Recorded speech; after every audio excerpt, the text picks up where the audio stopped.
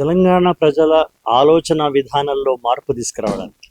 ఆలోచన విధానము అంటే ఆలోచనల్లో ఒక అభ్యుదయ దృక్పథాన్ని, ఒక పురోగమన దిశను ప్రజలల్లో కలిగించడానికి సాంస్కృతికమైన శాఖ నుండి ఏ కార్యక్రమాలు చేస్తే ఒక అభ్యున్నతి వైపు సమాజాన్ని నడిపించవచ్చునో నిర్ణయించుకోవడానికి జరిగిన ఒక సదస్సు ఇది, ఒక సమావేశం.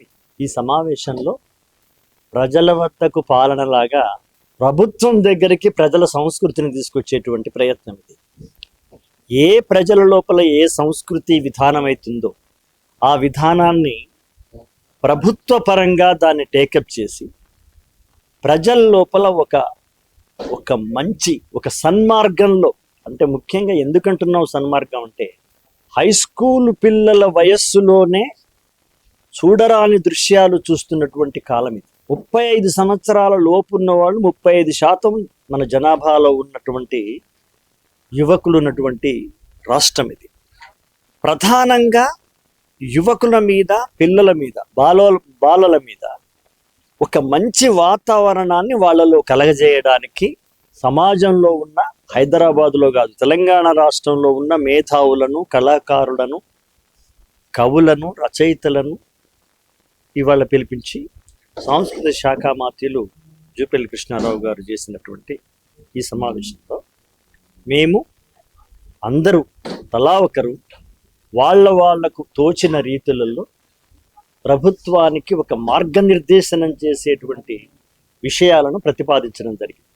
అందులో కళాకారులు పాడుతున్న అవస్థలు కూడా కావచ్చు, కళాకారులు అనుసరించాల్సిన మార్గాలు కావచ్చు, కళాకారులకు కల్పించాల్సినటువంటి సౌకర్యాల గురించి కావచ్చు, ఆ తర్వాత పాట, నాట్యము, నాటకము, కథ, నవల, ఈ యొక్క లలిత కళలలో, ఈ సాహితీ సాంస్కృతిక రంగాలలో ఇతివృత్తాన్ని మార్చాల్సినటువంటి అవసరం ఉందని అనేక రకాలైనటువంటి అభిప్రాయాలు తీసుకుని ఆ అభిప్రాయాలు మేము ముందుంచడం జరిగింది. దానికి కృష్ణారావు గారు, మంత్రి గారు చాలా చక్కగా స్పందించినారు.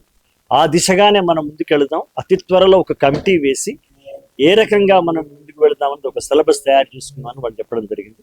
ఇదొక మంచి విషయం. ఇది అంతం కాదు, ఇది ఆరంభం.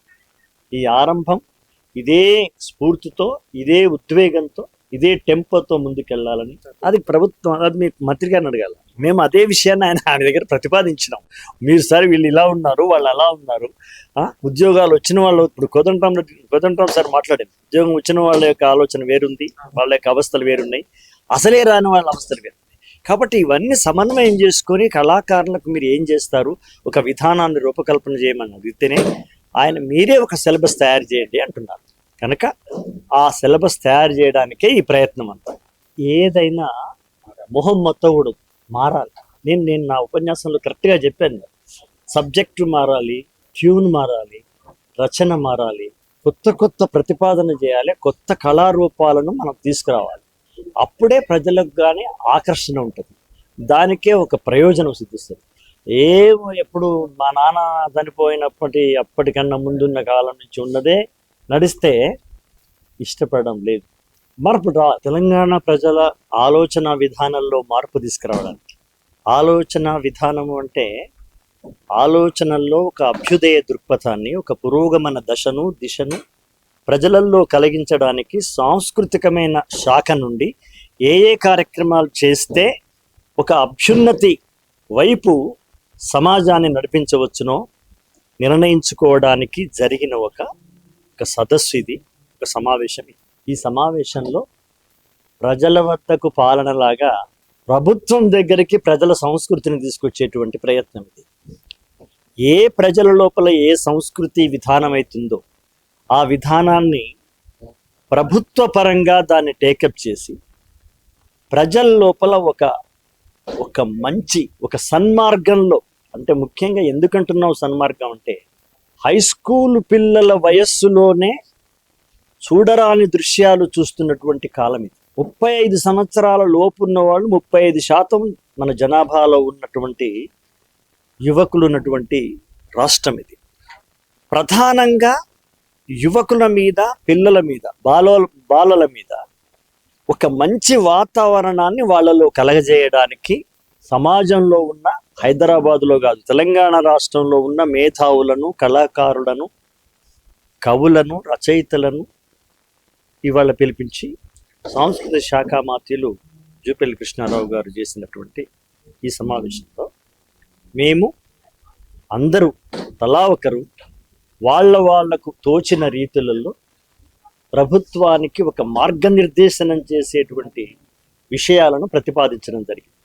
అందులో కళాకారులు పాడుతున్న అవస్థలు కూడా కావచ్చు, కళాకారులు అనుసరించాల్సిన మార్గాలు కావచ్చు, కళాకారులకు కల్పించాల్సినటువంటి సౌకర్యాల గురించి కావచ్చు, ఆ తర్వాత పాట, నాట్యము, నాటకము, కథ, నవల, ఈ యొక్క లలిత కళలలో, ఈ సాహితీ సాంస్కృతిక రంగాలలో ఇతివృత్తాన్ని మార్చాల్సినటువంటి అవసరం ఉందని అనేక రకాలైనటువంటి అభిప్రాయాలు తీసుకుని ఆ అభిప్రాయాలు మేము ముందుంచడం జరిగింది. దానికి కృష్ణారావు గారు, మంత్రి గారు చాలా చక్కగా స్పందించినారు.